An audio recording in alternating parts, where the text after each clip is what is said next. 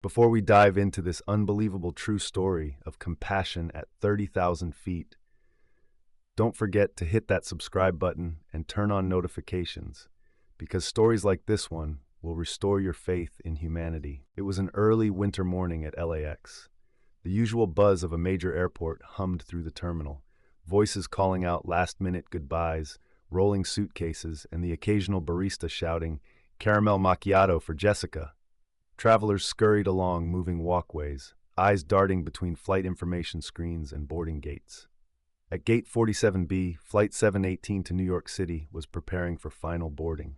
Among the passengers waiting patiently in line was Dr. Anaya Patel, 26 years old, wearing teal scrubs under a thick gray cardigan. A stethoscope hung loosely from her carry-on bag, a sign of her rushed departure from the hospital.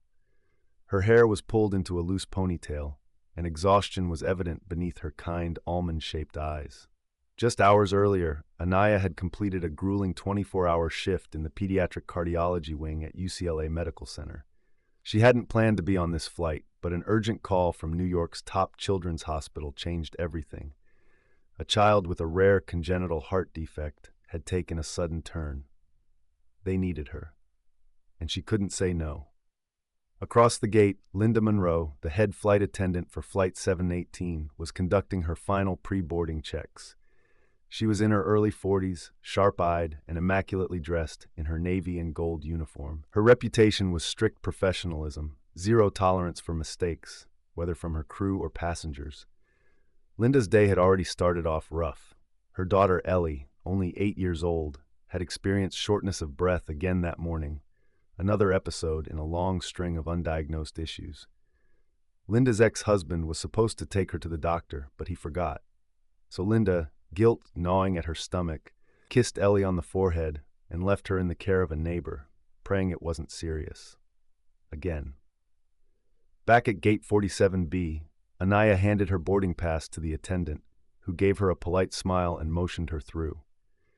Because of last-minute seat adjustments due to a malfunction in the rear cabin, Anaya was reassigned to a seat in business class, an area she wasn't technically booked in, but it was a temporary solution.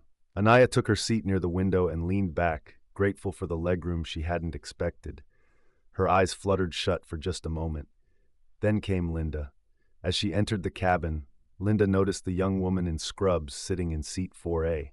"Excuse me, ma'am," she said with a firm tone. "I believe there's been a mistake. May I see your boarding pass?" Anaya blinked, then reached into her bag to retrieve the pass. "Yes, of course. The gate agent said there was a change because—" Linda cut her off. "We have clear seating protocols on this aircraft. One command, one decision. You'll need to return to your original seat." "I understand, but the back row was—" "It doesn't matter," Linda snapped. "I'm in charge of this cabin. You're not permitted here." Passengers nearby turned to look. Anaya, feeling the sting of humiliation, gathered her things silently. She didn't want to argue. She didn't want to delay the flight.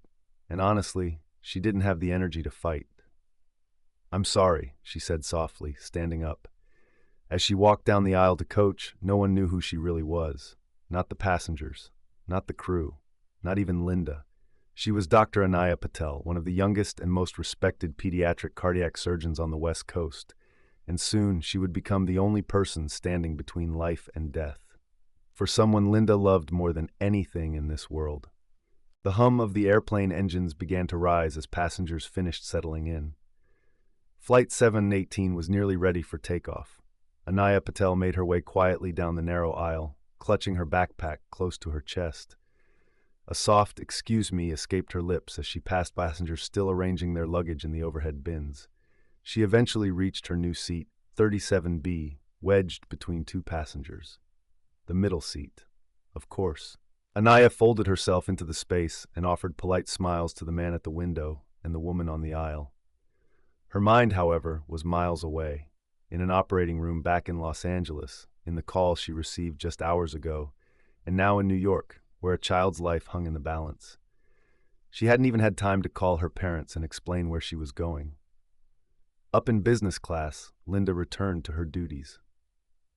She was still slightly on edge, though she couldn't quite explain why. The girl in scrubs had left without fuss, but something about her composure, the quiet acceptance, it lingered. Can't have people walking around like they own the place, Linda muttered under her breath as she checked the overhead compartments one last time. The flight took off smoothly. Anaya closed her eyes and tried to rest, but her thoughts kept spinning.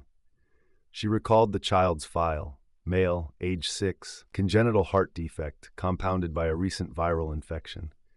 Multiple specialists had weighed in. Her mentor had called personally to say, "Anaya, they need your hands. You're the only one I trust for this procedure." That was all it took. She threw scrubs into her backpack and ran for the next flight out. The child had less than 48 hours. Somewhere around cruising altitude, a flight attendant came down the aisle offering drinks and snacks. Anaya declined both with a polite shake of her head. "I'll just have water, thank you." She sipped quietly and took out her tablet. With spotty in-flight Wi-Fi, she managed to download the latest update from the hospital. She reviewed the imaging, the notes, the alerts. She scribbled ideas in her digital notebook, prepping her mind even though her body ached for sleep. In the front cabin, Linda checked the galley. One of her junior crew members approached with a nervous look. "Hey Linda, just a heads up. The woman you moved to economy, her name's Dr. Patel. The gate agent confirmed she's a specialist flying to New York on an emergency consult." Linda paused, coffee pot in hand. "What kind of specialist?" "Pediatric cardiac surgeon." There was a flicker, almost imperceptible. Her lips tightened. Linda shrugged, brushing the news away with a sigh. "Well, that doesn't excuse sitting in the wrong seat. Rules are rules. Doesn't matter who she is." But her stomach churned. She thought of Ellie again. Her daughter's breathy cough, the bluish tint on her lips lately, the way Ellie clutched her chest the night before, too scared to tell her mom because she knew how hard she worked. Linda shook the thought from her head and returned to service. Back in 37B, Anaya caught the eye of the older woman next to her, who had noticed the scrubs. "Are you a doctor?" the woman asked kindly. "Yes," Anaya nodded. "Cardiac surgery." "Lord, that must be a lot on your shoulders." Anaya smiled softly. "It is, but it's worth it." As the plane continued to soar above the clouds, two women sat in opposite ends of the same aircraft. One had dismissed the other without ever asking a question. The other carried the weight of a life not yet saved. Soon, their paths would cross again, but not as passenger and crew, as mother and healer. 3 hours into the flight, the plane floated smoothly over the Midwest. Passengers had settled into a rhythm, some watching in-flight movies, others reading or dozing with neck pillows. The cabin lights were dimmed slightly, casting a soft twilight hue across the rows. Anaya stared at the ultrasound scan frozen on her tablet screen, deep in thought. She scribbled notes and mentally rehearsed her approach. The child in New York, Jacob, had a rare complication, one she'd only encountered twice before. Both previous cases were successful, but neither had been easy. Her fingers tapped restlessly on the edge of her tray table. She closed her eyes and took a deep breath. "Focus," she told herself. "You've done harder surgeries before. This one needs your calm, not your fear." Suddenly, her smartwatch buzzed gently on her wrist. She glanced down. Text from Dr. Morgan, UCLA. "Update, Jacob's oxygen levels are dropping. He'll be transferred to surgery the moment you land. Be ready." Anaya nodded quietly to herself and whispered, "I will be." Meanwhile, in the front cabin, Linda stood by the galley, going through her routine safety paperwork. Her face looked calm, professional, but under the surface, her thoughts drifted again to Ellie. She pulled out her phone during a brief break and opened the most recent message from her neighbor, Mrs. Tran. "Hi, Linda. Ellie says her chest hurts again. I gave her water and she's lying down, but she looks pale. Should I take her in?" Linda's heart dropped. She typed back with shaking fingers, "Please call 911 if she gets worse. I land in 2.5 hours and will go straight to her." She didn't wait for a response. She locked her phone and stared ahead, not seeing the cabinets in front of her, only her daughter's frail frame curled up on the couch at home. She thought about the times Ellie had missed school, the nights she'd woken up coughing, the appointments Linda kept postponing. For the first time in years, Linda felt something crack through her no-nonsense armor. Maybe she had been wrong to dismiss that girl in scrubs. Back in 37B, Anaya took a moment to stand and stretch her legs. Her body ached from the cramped seat. She reached overhead for her bag, intending to retrieve a small pack of almonds. From a few rows back, a teenage boy watched her curiously. "Are you a doctor?" he asked, noticing the badge clipped to her backpack. Anaya turned to him with a soft smile. "Yes. Why do you ask?" He shrugged shyly. "Just, you look like someone who knows what they're doing." Her smile widened. "Thanks. That means a lot right now." He gave a thumbs up before returning to his movie. As Anaya sat back down, she felt the weight of her purpose pressing more firmly. In less than 2 hours, she'd be rushing off this plane straight into an operating room. There would be no time for greetings or delays. She needed every ounce of clarity and strength to save Jacob. But what she didn't know, what no one could know, was that Jacob wouldn't be the only child in danger that night. Linda's daughter, Ellie, would collapse less than 2 hours after landing. And the very doctor Linda had dismissed in front of an entire cabin would be the only one able to save her. 2 mothers, 2 children, 1 unexpected savior. As Flight 718 began its descent into JFK, the cabin lights flickered brighter, and the flight attendants moved efficiently through the aisles, securing trays and reminding passengers to buckle their seatbelts. The once still cabin buzzed with renewed activity. Phones switched back on, carry-ons adjusted, and sleepy heads straightened. Anaya double-checked her watch. ETA, 34 minutes. Her fingers trembled slightly as she reviewed her checklist one last time. She was nearly there. After the plane landed, a hospital car would be waiting just outside the arrivals terminal. Jacob was already prepped for surgery. The hospital staff had assured her that everything else would be ready. She just needed to get there. Up front, Linda made her final rounds. Her movements were brisk, precise. Anyone watching would think she was fully composed. But internally, her mind was unraveling. Mrs. Tran had texted again. "Ellie fainted. I called an ambulance. She's on the way to Mount Sinai." Linda read the message and stood frozen in the galley for a long, breathless moment. Her baby, pale, fainting, on her way to the ER, and Linda was 30,000 feet in the sky. "Ma'am, we're about to land," one of her crew reminded her gently. Linda snapped back into focus, shoving her phone into her pocket. "Right, landing checks." She forced herself to walk the aisles, checking seatbelts and upright trays, but her eyes no longer scanned the rows. They saw only Ellie's face, crying in the back seat last week, asking, "Mommy, why does my chest feel tight?" Linda hadn't answered then. She was too tired, too distracted, too busy. And now her little girl was in an ambulance. When she reached row 37, her eyes paused briefly on Anaya, now wide awake, seated in calm, her bag zipped and resting on her lap. There was something strange in the air between them. A lingering tension from earlier, a misstep, but Linda kept walking. No words exchanged. As the plane finally touched down with a soft jolt, passengers clapped half-heartedly. The seatbelt sign dinged. Everyone leaned forward, eager to get out, stretch, check their phones. But Anaya didn't move. She sat perfectly still, her fingers pressed together in front of her lips like she was whispering a prayer. She was visualizing every step of the surgery. She had less than 40 minutes to get from this seat to that hospital. Linda, meanwhile, remained in her jump seat, eyes locked on the cabin wall, but mind drifting far away. Her daughter was somewhere in New York City right now, possibly scared, possibly hooked to machines, possibly worse, and she wasn't there. The plane rolled to the gate, the engine hummed, slowing to a gentle sigh. A chime rang out. Doors unlocked. The crowd stood all at once. Linda moved toward the front to open the cabin door. Her hands trembled slightly now, something rare and unfamiliar. She wiped them on her skirt. Anaya rose with the crowd but waited. She had no luggage to grab, no souvenirs to take. Just a mission. Just a child. And she didn't want to push. She never pushed. But as fate would have it, when the passengers finally began filing out row by row, Anaya reached the front at the same moment Linda did. For the first time since that awkward confrontation hours earlier, their eyes met, briefly, silently. Linda didn't speak, neither did Anaya, but something unspoken passed between them, a moment of recognition, or perhaps regret, and then Anaya was gone, vanishing into the stream of travelers, into the chaos of JFK, into a race against time. She was walking toward a surgery room that would change lives. But before the night was over, she would find herself walking into another emergency, one far more personal.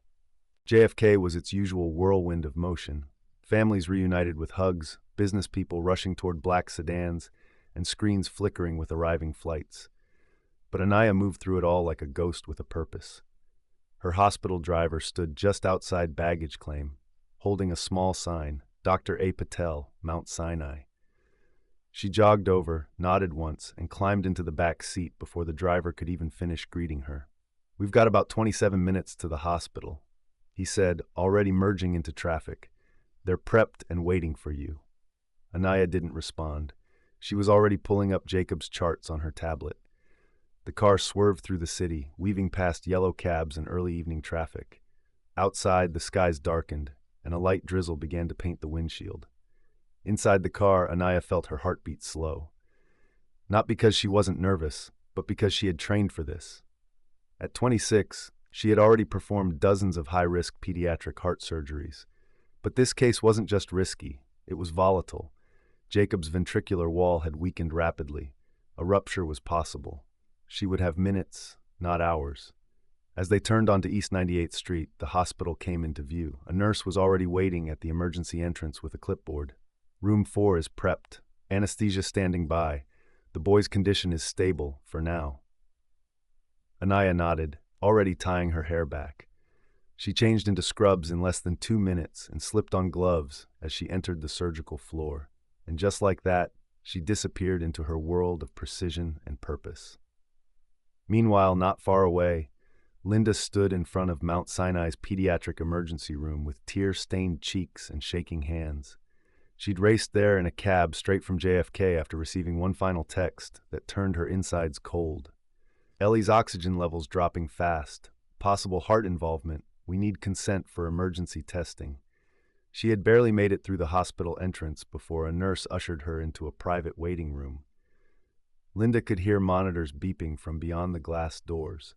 She saw her daughter through the hallway window, tiny, unconscious, and surrounded by machines. A pediatric cardiologist approached her. "Miss Monroe, your daughter's vitals are unstable. She may have a congenital issue that's gone undiagnosed. We'll need to run a full scan immediately." Linda's voice cracked. "Do whatever you have to. Please, just help her." But the doctor's brow furrowed. "There's something else. If the scan confirms what we suspect, she may need emergency surgery." "Surgery?" Linda whispered. "We've already contacted a specialist. She's one of the best. Coincidentally, she just landed in New York tonight and is already in the building, performing another operation. If things worsen, we'll need her immediately." Linda gripped the chair beside her, trying to stay upright. Her world was collapsing, one piece at a time. She could no longer hold back the sob in her throat. What if Ellie doesn't make it? What if I can't even say I was there for her when it mattered most? Her phone buzzed again. "Scan results confirm critical heart defect. Dr. Patel may be required for surgical intervention." Linda stared at the name, Dr. Anaya Patel. It took a moment for her brain to connect the pieces, but when it did, her stomach dropped. The girl in scrubs, the one she ordered back to coach without listening, the one she dismissed, the one whose hands might now be the only thing standing between her daughter and death. And Linda, frozen in that quiet room, finally understood. Her own command may have sent away the only person who could save her child. The operating room was a quiet storm, bright lights, muted voices, gloved hands moving with sharp purpose. Monitors beeped steadily in the background as the team surrounded little Jacob, just 6 years old, lying motionless beneath sterile blue sheets. Dr. Anaya Patel stood at the center, her expression calm but laser-focused. Her teal surgical gown, now streaked with faint marks of preparation, seemed to glow under the bright OR lights. She had just reviewed the scans one final time. "VSD with muscle bundle obstruction," she murmured to the attending anesthesiologist. "Prepare to access the right ventricle directly. We don't have time for a patch. I'm going in." Her assistant glanced at her. "You sure? That's the tougher route." "I'm sure." And just like that, the procedure began. Scalpel, clamp, steady breath. Each movement was delicate, deliberate. The defect in Jacob's heart was deep, and time was tight. Any delay could lead to rupture. Anaya had minutes, maybe less. Outside the OR, hospital staff monitored her progress from a secondary room. Dr. Morgan, who had trained Anaya, watched with pride as his protege worked with the grace of someone twice her age. "She's extraordinary," he said to the chief nurse beside him. "She sees pathways in the heart like a composer sees music." Back in the OR, Anaya adjusted the retractors and leaned in closer. "Bleeding at the base," she said. "Clamp now. Good. Suction. All right, we're almost there." As she worked, her mind stayed tethered to Jacob's vitals. The smallest tremor in rhythm could spell catastrophe, but Jacob's numbers held. Then finally, "There," she said quietly. "Obstruction removed, VSD closed. Let's close him up." A wave of relief spread through the team. The monitors began to normalize. The threat had passed, for Jacob at least. Anaya stripped off her gloves, her hands trembling now that the adrenaline was fading. She stepped out into the hallway where Dr. Morgan stood waiting. "Brilliantly done," he said. "That boy owes you his life." Anaya gave a weary smile, but before she could reply, a nurse approached, urgency in her eyes. "Dr. Patel, sorry to interrupt. There's another child. Emergency intake. Female, 8 years old, collapsed at home with cyanosis and shortness of breath. Her heart scan just came through." Anaya's body tensed again. "What are we looking at?" The nurse handed her the tablet. Anaya scanned the report. Her face tightened. It was bad, an uncorrected congenital defect with late-stage signs. The girl would not survive the night without immediate surgical intervention. "She's crashing now," the nurse added. "We need you again." Anaya didn't hesitate. "Prep the OR. Get me scrubbed in." The nurse turned to go, then paused. "One more thing. The mother is waiting outside. She's a flight attendant. Said she just flew in. Name's Linda Monroe." Anaya's entire body froze. The name hit her like a jolt. The face came back instantly, uniform crisp, voice sharp, finger pointing at her seat. But she didn't say anything. She simply inhaled, exhaled, and nodded. "I'll save her," she said softly. "Let's move." In a waiting room down the hall, Linda sat stiff in a chair, watching doctors and nurses race back and forth behind the glass. She was motionless, breath shallow, lips silently whispering Ellie's name like a prayer. Then she saw her, Anaya, walking past in full surgical gear, focused, intent, professional. Their eyes met for a split second. This time Linda stood, but Anaya didn't stop. She walked right into the OR without a word, because saving Ellie was more important than holding a grudge. The second operating room buzzed with urgency as the team prepared for Ellie Monroe's emergency heart procedure. The young girl was already under sedation, her small chest rising and falling irregularly beneath the breathing mask. Monitors beeped in erratic rhythms, and the anesthesiologist called out vitals with mounting concern. Dr. Anaya Patel stood at the scrub sink, her hands trembling slightly from fatigue. It had been less than 30 minutes since she finished Jacob's surgery. Her back ached, her eyes burned. But she didn't pause. Not for a second. Because a child needed her. And this time the child was the daughter of the woman who had humiliated her in front of dozens of passengers. She glanced through the small glass window in the OR door. Linda Monroe was pacing outside, wringing her hands and trying to stay upright. Their brief eye contact earlier echoed in Anaya's mind. That flash of recognition, that silent apology. But this wasn't about Linda. This was about Ellie. Anaya took a breath, pushed open the OR door, and stepped into the battlefield once more. "Let's bring her back," she said calmly. The team nodded and sprang into action. Meanwhile, in the waiting room, Linda sat with her head in her hands. Her fingers were numb from gripping her phone, her nails digging into her palms without her realizing. The last message from the nurse replayed in her mind. "Your daughter will be under the care of Dr. Anaya Patel." Her stomach twisted. She hadn't slept. She hadn't eaten. She hadn't even cried yet. The reality hadn't fully sunk in, not until the moment she saw that same young woman, the one she'd barked at during the flight, walking past her like a storm cloaked in surgical blue. And Linda? She didn't even get the chance to say thank you or I'm sorry. Not yet. Inside the OR, Anaya studied the scan on the screen. Ellie's heart defect was different from Jacob's. She had a rare form of atrial septal defect, more complex due to its late detection. Her oxygen saturation was dropping. The surgery needed to begin now. "Scalpel," Anaya called. The procedure was intricate. The septal tissue was unusually fragile, and one wrong move could lead to severe complications. The defect had gone undiagnosed for so long that other parts of Ellie's heart had overcompensated, forming dangerous pressure zones. Anaya worked with intense concentration. Her fingers moved with precision, threading sutures through muscle no thicker than paper, guiding needles between arteries like rivers through stone. One wrong move could mean everything. The silence in the OR was dense, punctuated only by the beeps and hums of machines. Every set of eyes followed Anaya's hands. Then, an alert. Heart rhythm irregular, the anesthesiologist said. "Stay with me, sweetheart," Anaya whispered, sweat beading on her brow. "We're almost there." She adjusted her grip, repositioned the clamp, and worked faster. Her instincts took over. She was no longer thinking. She was flowing, like music, like art. Finally, "It's done," she whispered. The monitors steadied, the irregular rhythm smoothed into a steady, healthy beat. A breath of relief rippled through the room. Ellie was stable. Anaya stepped back, peeled off her gloves, and closed her eyes for a brief moment of stillness. Her body was shaking with exhaustion, but in her heart she felt something stronger than fatigue: redemption, forgiveness, grace. Linda jolted upright when the door opened. Anaya appeared, pale and visibly drained, but standing tall. "She's stable," Anaya said simply. "The surgery was successful. She's going to be okay." Linda's breath caught in her throat. She took a step forward but didn't know what to say. She tried. "I thank you." Anaya gave a small nod. Her eyes were kind, tired but kind.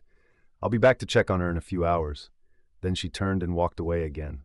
And this time, Linda didn't just watch her go. She watched the woman who had saved her daughter's life walk down the hall and realized how close she'd come to pushing away an angel with her own pride. The hallway outside the pediatric recovery wing was hushed, the kind of silence that only comes after crisis, when adrenaline ebbs and what remains is a heavy emotional stillness. Linda sat on a padded bench just outside Ellie's room, her eyes fixed on the IV tubes, the oxygen monitor, and the rhythmic rise and fall of her daughter's chest. Ellie was alive, breathing, and stable. Linda kept replaying that moment over and over again. The sound of the monitor smoothing out, the words from Dr. Patel, "She's going to be okay." She should have been flooded with relief. Instead, she felt the sharp sting of shame.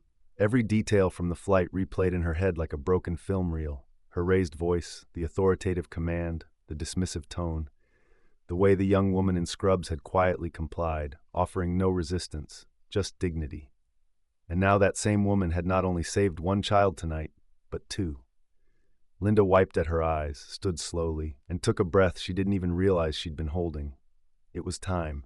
She asked the nurse at the desk where she might find Dr. Patel. "She's in the physician's lounge, I believe," the nurse replied kindly. "Probably resting. She's had a long night."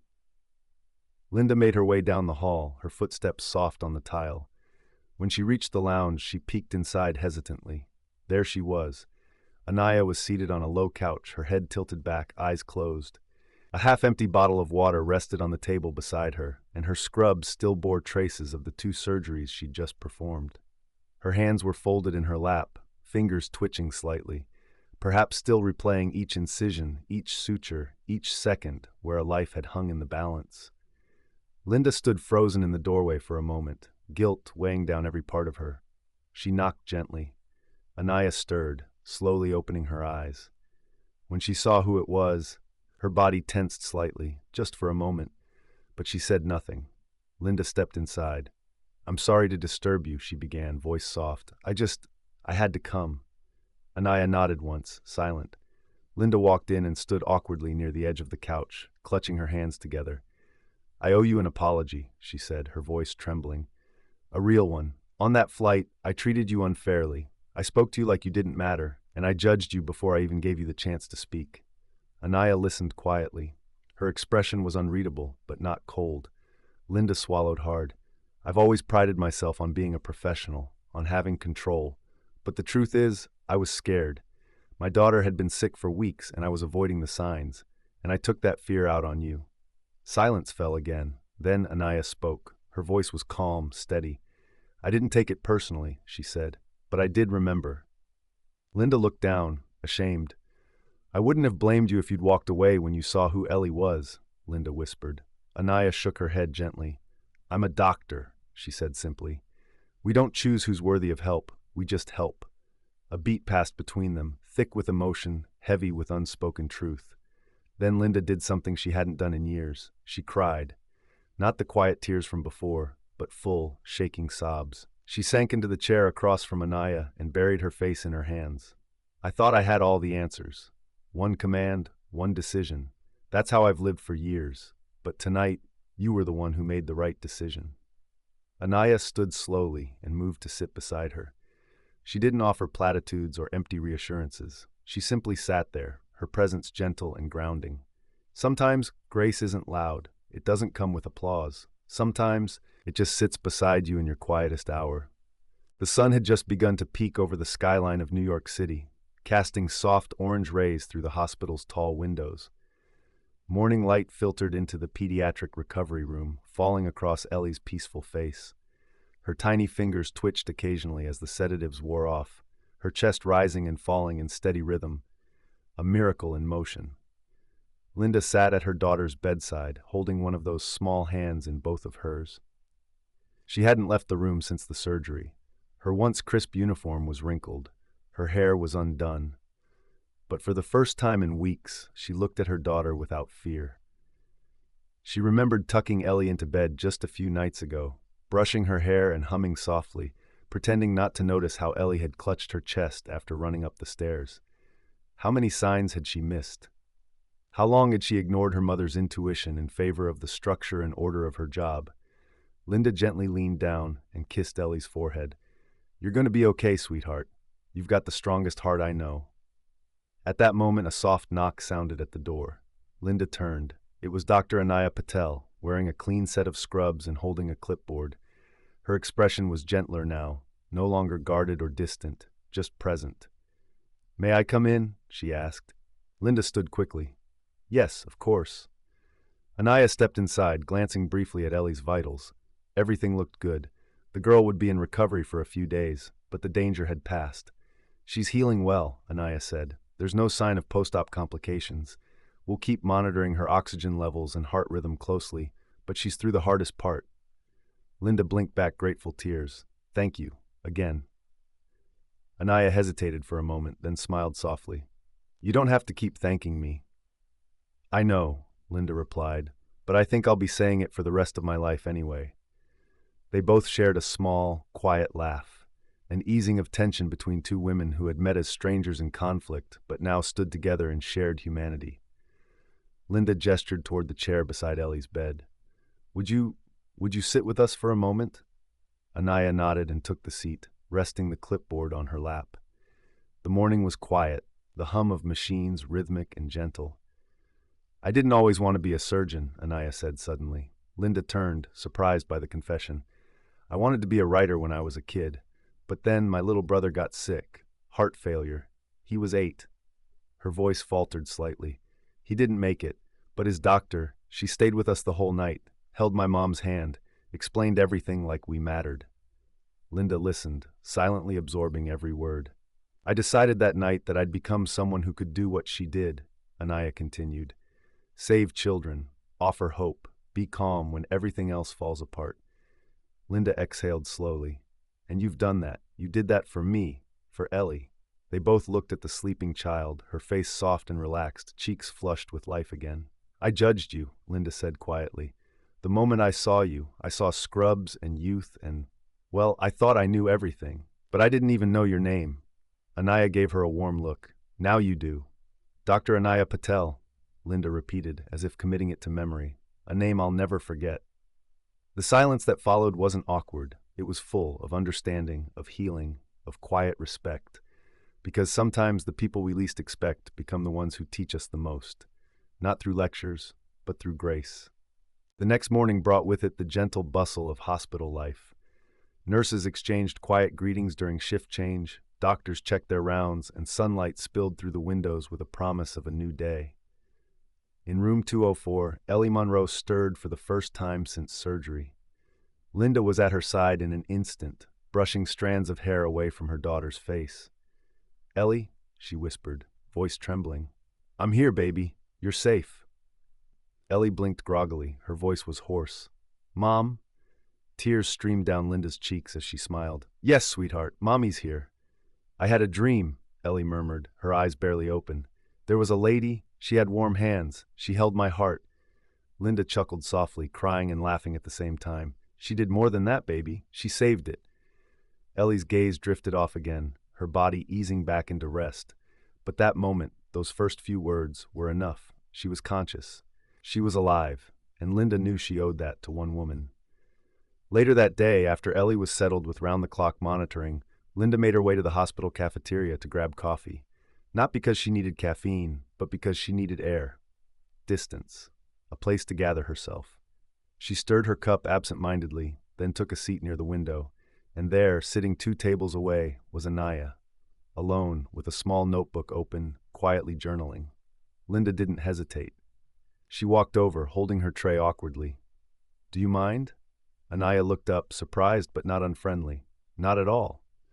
Linda sat, her movements careful. "Ellie woke up this morning. Her first words were about you." Anaya tilted her head. "Really?" "She said you held her heart." There was a pause, and then Anaya smiled. "Children are more perceptive than we think." Linda nodded. "I've worked in the skies for over 15 years. I've handled emergencies, angry passengers, turbulence that made grown men cry. But I've never felt powerless until this week." Anaya listened without interruption. "I thought being in control made me strong, but I wasn't strong. I was scared. Scared of being a single mom. Scared of not having the answers. Scared that one mistake would break everything." Linda looked down at her coffee. "And then I saw you, young, calm, wearing scrubs instead of a suit, and instead of asking your story, I made you into mine." Anaya reached for her notebook and closed it gently. "We all have our stories. We just rarely get the chance to rewrite someone else's ending." Linda looked at her, genuinely moved. "Do you forgive me?" Anaya met her eyes. "I already did." It was said so simply, without drama, without hesitation. Just truth. Linda's eyes welled again, but this time she didn't hide it. She was done pretending to be invincible. "I want Ellie to meet you when she's well enough. I want her to know the kind of woman who saved her life." "I'd like that," Anaya said softly. They sat in silence, drinking coffee. No uniforms, no titles, just 2 women, mother and healer, sitting together in the aftermath of something extraordinary. And in that moment, the invisible wall between them dissolved completely. Because real strength doesn't come from authority, it comes from compassion. And sometimes the bravest thing you can do is listen. 3 days later, Ellie was moved from intensive care to a private recovery room with wide windows and cheerful walls. Her color had returned, her appetite was coming back, and she even asked if she could watch cartoons. For Linda, that was the most hopeful sign of all. Dr. Patel stopped by each morning, checking Ellie's heart rhythm, adjusting her medications, and explaining the recovery timeline with patient precision. She never rushed. She answered every question, Ellie's and Linda's, with calm clarity. Word of what had happened, the dual back-to-back surgeries, the dramatic saves, and the unexpected connection between surgeon and flight attendant had begun to spread within the hospital. Nurses whispered about the flight doctor. Some even said it sounded like something out of a movie. By the end of the week, a local reporter from a medical news outlet had caught wind of the story. Anaya Patel was asked for an interview. She initially declined, but when she found out that the reporter also wanted to highlight congenital heart disease in children and encourage early detection, she reconsidered. "This isn't about me," Anaya said. "It's about awareness." They scheduled the interview in one of the hospital's side gardens. Linda offered to sit in the background with Ellie, who was now walking slowly and enjoying the spring air. The reporter asked Anaya about both surgeries, what it felt like to be rushed from one life-threatening case to another in the span of hours. Anaya was composed, as always. "I was trained for situations like that," she said, "but nothing ever prepares you for the weight of a child's life in your hands, or the moment you meet their parents' eyes after it's over." The reporter leaned in. "And what was it like, realizing that the second child, Ellie, was the daughter of someone you'd had a tense encounter with on your flight?" Anaya gave a thoughtful pause. "I think that was the moment everything I believed about empathy was tested. But I remembered why I became a doctor. We don't choose who to save. We choose how we show up, and I chose grace." The quote ran in the next day's paper beneath a photo of her standing in her scrubs beside a blooming cherry blossom tree. The headline read, "Doctor of the Skies, How One Surgeon's Quiet Grace Saved 2 Lives in One Night." Linda read the article 3 times. She'd never been on the other end of a story like this, one where she had to learn the lesson. After reading, she turned to Ellie, who sat beside her in the hospital room coloring with markers. "Sweetheart," Linda said gently, "do you remember how I said we're going to be more open with our hearts from now on?" Ellie looked up. "Like talking more?" "Yes, and like listening more too, even when it's hard." Ellie smiled.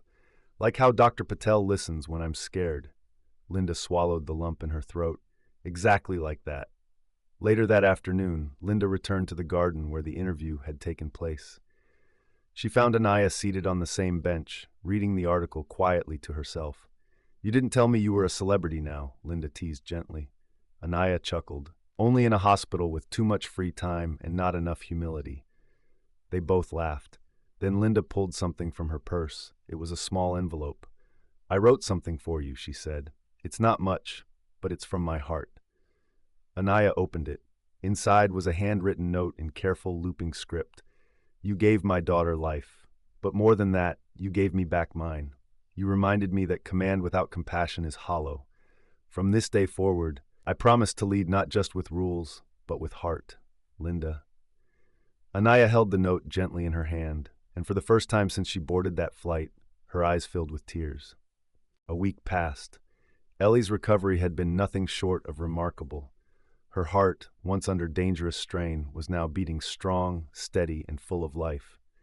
Every nurse on her floor stopped by to check in, not just for medical reasons, but because Ellie had become the bright light in room 204. Her drawings now decorated the hallway, and she'd even learned how to say thank you in 4 different languages just to impress the staff. Linda, meanwhile, had changed in ways she hadn't expected. She still woke early, still checked things twice, still thrived on order, but now there was softness where tension used to live. When a young intern forgot to sign a chart one morning, Linda didn't snap. She smiled. She asked him how he was doing. Compassion had found its place beside professionalism. On the day of their departure from the hospital, Ellie bounced down the hallway with a pink backpack and a handmade thank you card for Dr. Patel. Linda walked beside her, suitcase in hand. It felt surreal, leaving this place that had almost broken her, and somehow rebuilt her at the same time. They stopped at the nurse's station one last time. "Where's Dr. Patel?" Ellie asked, frowning. "She's still in surgery," a nurse replied. "But she left something for you." The nurse handed Ellie a small box wrapped in silver ribbon. Inside was a charm bracelet. The first charm was a tiny heart. The second was a miniature airplane. The third, a stethoscope. Ellie's eyes lit up as she turned to her mom. "Can I wear it forever?" Linda smiled, kneeling to fasten it onto her daughter's wrist. "Forever and always." Before they reached the hospital exit, Linda asked to stop by the garden one last time. She sat with Ellie on the same bench where Anaya had once done her interview. The cherry blossoms now scattered on the ground like pink snow. "She saved me," Ellie said suddenly, looking at the bracelet. "She saved both of us," Linda replied. Ellie tilted her head. "Will I see her again?" "I hope so, baby," Linda said. "But if we don't, we'll carry what she gave us, okay?" Ellie nodded and held up her wrist. One command, one heart. Linda froze for a moment. "Where did you hear that?" "I heard you say it on the plane," Ellie said. "When you were mad, but now I like it better when we say it together." Linda sat in silence, heart full. Her daughter, wise beyond her years, had taken the sharpest moment of her mother's pride and softened it with grace. At JFK a few days later, Linda and Ellie prepared to board a return flight to Los Angeles. This time, they were seated in row 4, first class, not due to status, but because the airline, having learned of their story, had offered the seats in quiet recognition of what had happened. Ellie clutched her new book and bracelet, and as they walked onto the plane, Linda stopped by the flight attendant who was greeting passengers. "Hi," Linda said kindly. "I just wanted to say thank you for everything you do. I used to be in your shoes." The attendant smiled, surprised by the kindness. "Oh, flight attendant?" "For 15 years, Linda said, her voice soft with memory. "But I learned something recently. It's not just about keeping order, it's about keeping people safe, with heart." She gave a gentle nod, then guided Ellie to their seats. As the plane began to taxi, Linda gazed out the window, her hand resting gently over Ellie's. She didn't know where Dr. Anaya Patel was at that moment. Maybe in another OR, maybe flying to a new hospital, maybe just taking a rare day off. But she knew this. She would never again lead without listening. She would never again speak without empathy. And she would never, ever forget the woman who taught her how to do both. Back in Los Angeles, life resumed its rhythm. The house felt warmer now, not because of the spring air drifting in through open windows, but because of something deeper. Ellie was back in her own bed, back with her books and her bright imagination. She had to rest more often, and her movements were still a little slower, but her laughter returned. And with it, Linda's heart began to heal too. One evening, while Ellie colored at the dining table, Linda sat nearby, catching up on long overdue emails. She paused on one in particular, an invitation from a national airline safety conference. She had spoken at the event years ago as a respected trainer in in-flight authority, sharing her one command, one decision principle. They wanted her back, this time as a keynote speaker. She read the proposal twice, then slowly shut her laptop. Something inside her stirred.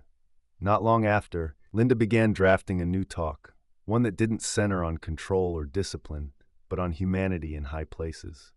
She titled it Compassion at 30,000 Feet. She wrote honestly about her daughter, about her own blind spots, about the miracle flight she didn't see coming. And she wrote about Dr. Anaya Patel, the woman who reminded her that sometimes the most powerful authority is not in voice or title, but in quiet service.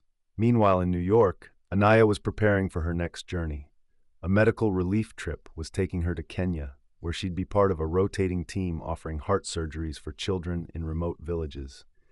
She was packing up supplies, checking documents, and finalizing post-op notes for her patients at Mount Sinai. Among them, Jacob, who had recovered beautifully, and Ellie, whose mother still sent regular updates. That evening, as she loaded her duffel bag, her phone buzzed. Email from Linda Monroe thank you again. Dear Dr. Patel, I thought I had learned everything life could teach me in a uniform, but I didn't truly understand service until I met you. Ellie is thriving. She talks about you often, calls you the lady who fixed my heart with superhero hands. Next month, I'm speaking at the National Aviation Human Factors Conference. I'll be sharing our story, not just to honor you, but to remind people in my field what leadership should look like.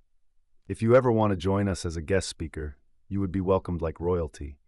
But if not, know that your story is being shared, and hearts, both young and old, are listening. With deepest gratitude, Linda Anaya smiled. Her fingers hovered over the keyboard for a moment, then typed, Dear Linda, tell Ellie I still have the bracelet sketch she gave me tucked into my journal. Thank you for carrying this message forward. We're all passengers sometimes, and we're all caretakers, too, with heart, Anaya. She hit send, zipped up her bag, and looked out the window at the lights of New York. Somewhere above the clouds, another flight was soaring east or west, full of people with untold stories, full of chances for someone to speak kindly, to ask, to listen. And maybe, somewhere in seat 4A, a woman was watching the world differently now. The ballroom at the National Aviation Human Factors Conference was larger than Linda remembered. Rows upon rows of chairs, a towering stage, lights dimmed to a soft glow. But it wasn't the size of the room that made her heart race. It was what she had come to say. Linda stood backstage in a navy suit, holding a note card she'd rewritten half a dozen times. She didn't need it anymore. The words were written in her bones. A staffer signaled, and she stepped into the spotlight to quiet applause that quickly grew. She walked up to the podium, took a breath, and began. When I first entered this industry, I was taught that safety starts with order, that we lead from strength, that a voice of authority is what keeps the cabin calm in chaos. She paused, her gaze sweeping across the audience of pilots, attendants, executives, and crew trainers. For 15 years, I believed that. I carried that belief like a badge, until a few weeks ago, on Flight 718 from Los Angeles to New York. She told them everything. The young woman in scrubs sitting in the wrong seat, the command, the dismissal. The same woman later saving the lives of not just one child, but two, including her own daughter. A screen behind her lit up with a picture of Dr. Anaya Patel, not in scrubs, but in a candid photo taken in the garden outside the hospital, seated on a bench beneath cherry blossoms, smiling softly at something unseen. That young woman didn't correct me when I spoke over her. She didn't defend herself. She simply moved, quiet, graceful. Later, in the operating room, she showed me what real leadership looks like. The room was silent. She had every right to turn her back when she saw my name on her chart. But she didn't. She saved my child without hesitation. And in doing so, she saved me too. Linda looked down, just for a moment, then back at the crowd. I'm not here today to teach you about safety checklists or conflict resolution.